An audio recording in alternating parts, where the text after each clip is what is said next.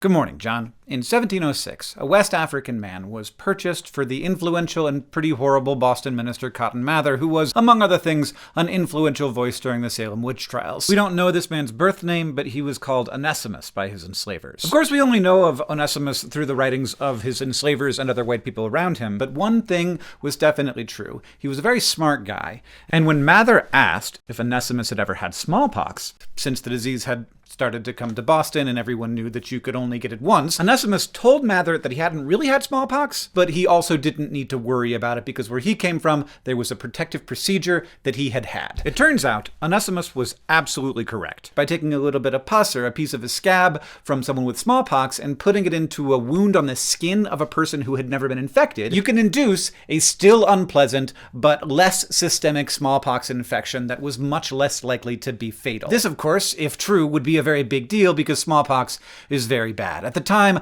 Boston only had around 10,000 people and nearly 1,000 of them were killed in a single smallpox outbreak. At this same time, an English noblewoman named Lady Mary Wortley Montagu had returned from Turkey where her husband was a diplomat, and she had stories of a class of women who performed a very similar procedure to the one Anesimus reported. Lady Mary had survived smallpox herself, but it had left her permanently scarred, and a previous outbreak had killed her brother. She was terrified of the disease, so in Turkey, she had the procedure performed on her son, and then when she returned to England, she became an advocate for it. So this story is, of course, much bigger than this, and I'm excited to make a long video about it someday. I actually recently got to go to the basement of the Royal Society to see the original logbook kept by Lady Mary's physician of all of the inoculations he performed. But right now, I have to tell a different story. This procedure, which is called Varilation, was basically identical between Boston and London. But the reaction to it in these different places was weirdly opposite. In Boston, where it was advocated for by a Puritan minister, it was seen as an upstart, anti-elite, anti-establishment practice,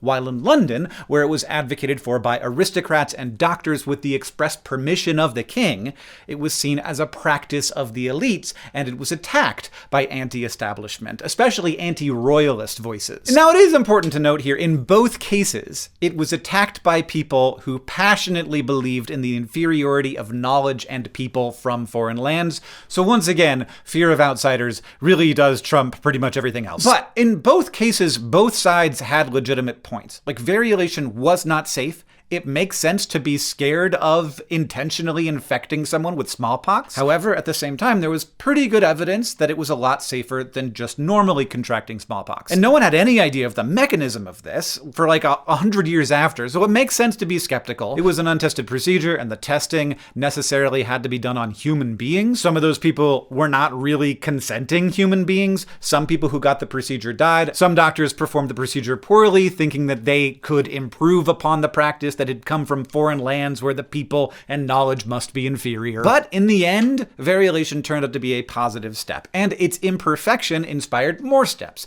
on the path toward truly safe vaccines and the eventual eradication of smallpox. But in those initial moments, I think it's plenty easy to imagine that there could have been a world where Cotton Mather and Lady Montagu ended up being wrong and their opponents ended up being right. I don't think this is about who was right or wrong. What fascinates me here is that which side of the ideological divide you ended up on mostly was not about whether you were a doctor or a clergyman, an elite or a populist, and it was definitely not about the procedure itself, which was nearly identical in both places. How receptive people were, or antagonistic they were, to this very new thing, Varilation, which no one had heard about before, depended in large part on how they already felt about the people who became the advocates for it. You start out with a feeling about the person who was doing the advocating, and then based on that, you make up your mind about this new thing, and then you backfill the reasons for the beliefs. Anti-royalists in England didn't say, I don't like Varilation because I hate the king. Instead, they said, this procedure is from scary Muslims, and it stands in the way of the will of God. Elite doctors in America didn't say, I hate this because Cotton Mather isn't one of us and shouldn't be doing medicine.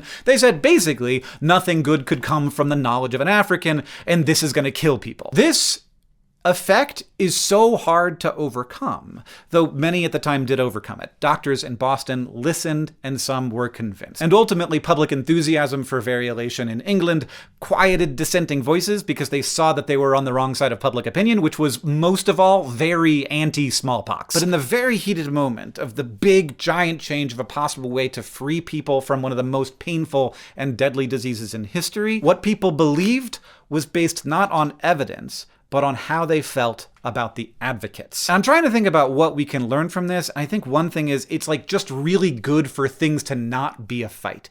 Like, there's a fight about electric cars, but there's not really a fight around heat pumps. Like, heat pumps are just a better way to heat most homes in America, and nobody has like an emotional attachment to their furnace. The longer you can keep these things out of fight territory, the better. Electric vehicles for a while were mostly out of the fight zone, but I think ultimately they've been made into a fight, and advocates for them were on the left, so the right now feels a protective impulse toward things not changing. Sometimes there's like vandalism where they cut the cables of fast chargers, and it's like, what's going on here? And that's what's going on. It's just like, this is the group that likes these, and I don't like that group. And of course, it's not just proponents. Like, the big one here that's all around us all the time is vaccines right now. Where like vaccines used to exist outside of the ideological divide. It was not a part of the conversation. Then like a small group of people started to tell scary stories, and eventually it became a fight. We brought it down into the ideological battleground. And now it seems like the obvious moral thing to do is be like a really vocal advocate for vaccines in like a political way, and that 100% makes it so that more Democrats will get vaccines. But it also 100% means that fewer Republicans will, because it's become a tribal thing. Now, of course, it is harder for me to come up with an example from the left, where like the right was being a proponent for something, and so we turned away from it. Because like, of course, I think all of my perspectives are rational, but I think I've like basically got one. So there's this reality right now that there's going to be a demographic shift that will come along with fewer kids being born right now, and that's going to be like a significant thing to deal with. If you have a society with way more old people than young people, that puts strain on things, like not just Social Security, I mean definitely Social Security, but also lots of other stuff. I think this is absolutely a real situation that will require real attention. But because the right has become like loud and often alarmist, even racist about it, it feels like I mostly don't see anyone on the other side even recognizing it that much. I mean, some. But I think there's a tendency to like now see even acknowledging that that situation exists as a kind of right-wing position. And I get that, because like the way they frame the problem as like a failing of American women in particular, or like educated American women in particular, or like the potential end of white people, like that turns me off. That makes me want to say, no, that doesn't exist. And their frame doesn't exist. It's a terrible frame, but the situation does exist. And if saying, yes, that is a thing, alienates you from your tribe, then this is a sign that the mechanism we're talking about here is occurring. Now, overall, I think that this mechanism is very clear, like how it functions, and I don't think there's a way to like make it go away.